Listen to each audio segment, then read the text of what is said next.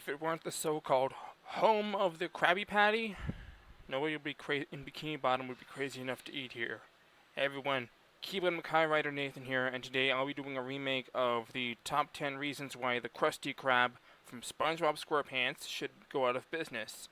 Starting with number 10, the danger of Krabby Patties.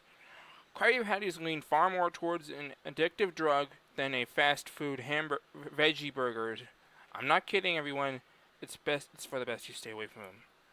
They're super fattening, as shown in just one bite. Squidward ends up eating numerous Krabby Patties at once, and it literally goes right down to his thighs, and then he actually explodes.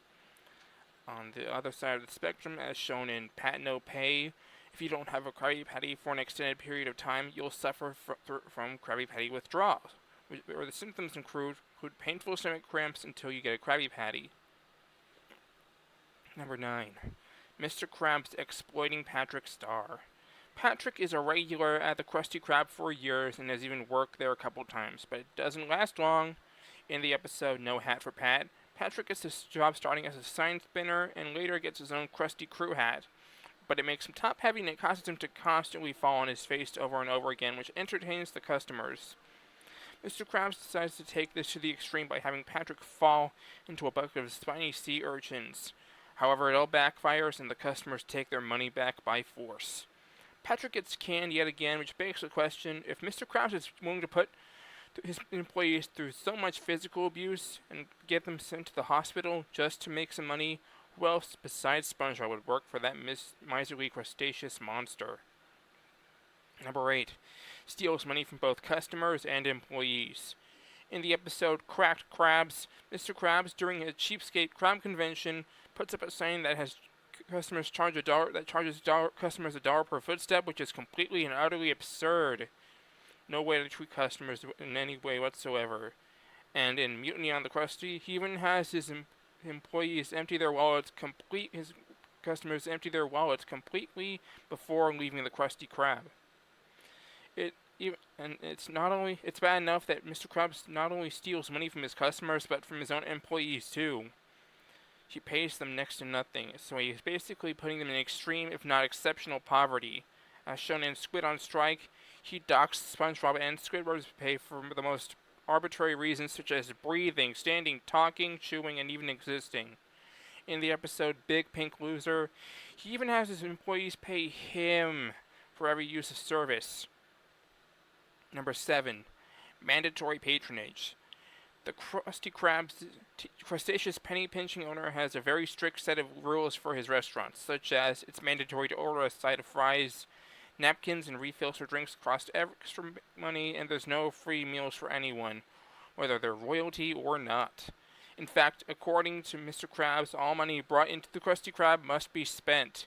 Even people who aren't even hungry are dragged against their will and forced to order food. Sure, there is a money-back guarantee, but it's so small it's impossible to read. Number 6, Krabby Land. Yeah. Okay, so kids like to play outside, right?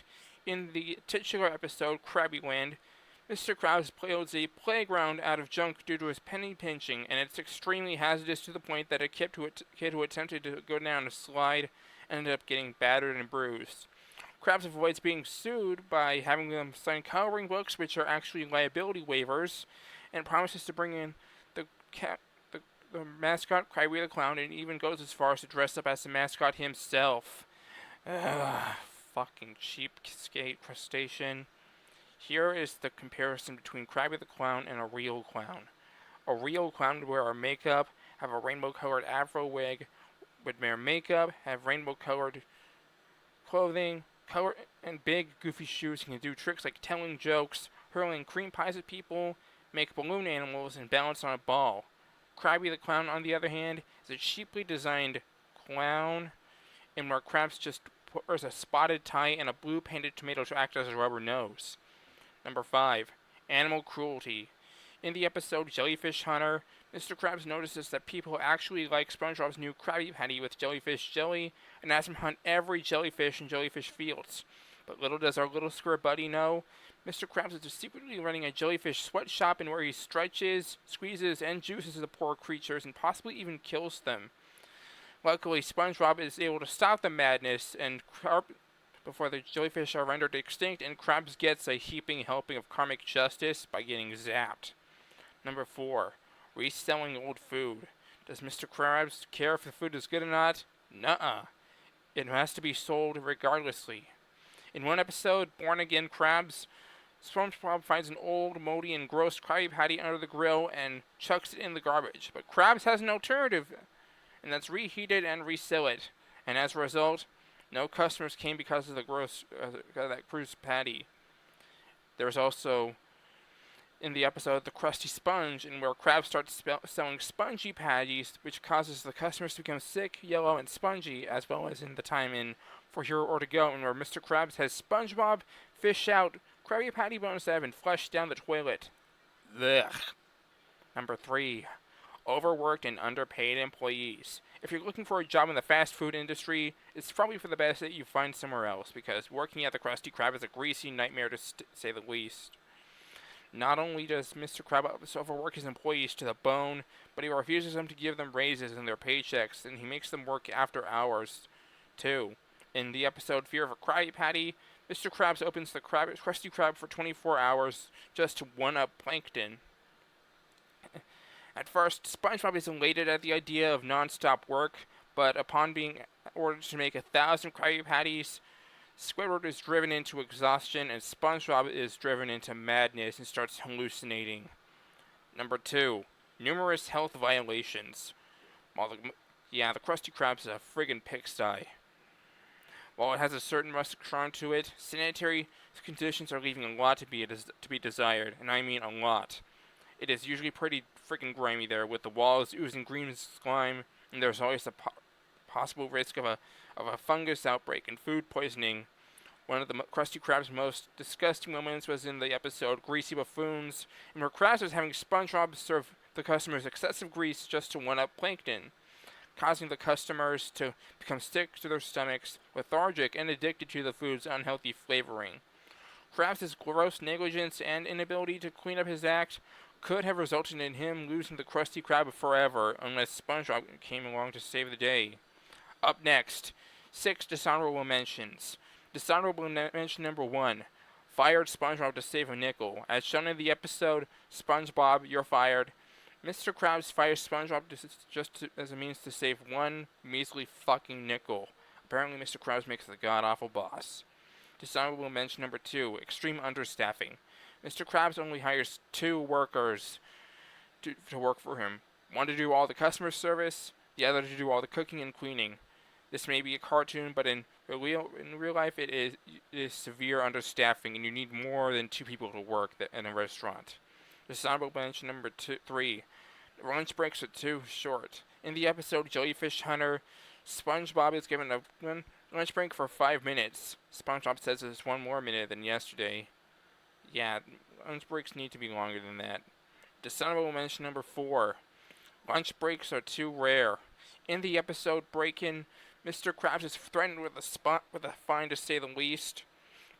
SpongeBob is given a lunch break every 20 years, which is a major infrequency. Dishonorable mention number 5. No wet floor sign. In the episode Krabs vs. Plankton, when Plankton decides to sue Krabs as a means of getting his hands on the Krabby Patty secret formula, Mr. Krabs reveals that he doesn't have a wet floor sign for the Krusty Krab because he had to make some tough business decisions, and a wet floor sign seems superfluous. Yeah, right. Dishonorable mention number 6. Paying to use the bathroom. At the end of the episode, SpongeBob, you're fired. An old man who needed to take a leak really badly couldn't go to the bathroom because he didn't have a nickel on him.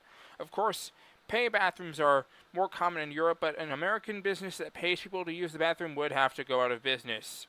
Is the Krusty Krab in Europe? No way in hell. It is not even in any European countries, so Mr. Krabs cannot enforce such a policy. And now for the final pick, number 1, the Nasty Patty incident. In the episode The Nasty Patty, a health inspector comes to inspect the Krusty Krab, and Mr. Krabs learns on the news about a criminal passing himself as a health inspector in order to obtain some free food. So Krabs forces SpongeBob to make the titular disgusting Krabby Patty with the following ingredients: volcano sauce, seahorse radish, toenail clippings, toilet water after dropping it in the bowl, and it was dried off with an old gym sock. Ugh, yuck.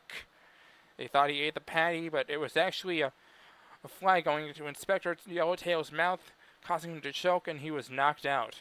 When they find out that the real culprit has been caught, SpongeBob and Mr. Krabs freak out because they thought they actually murdered the real health inspector.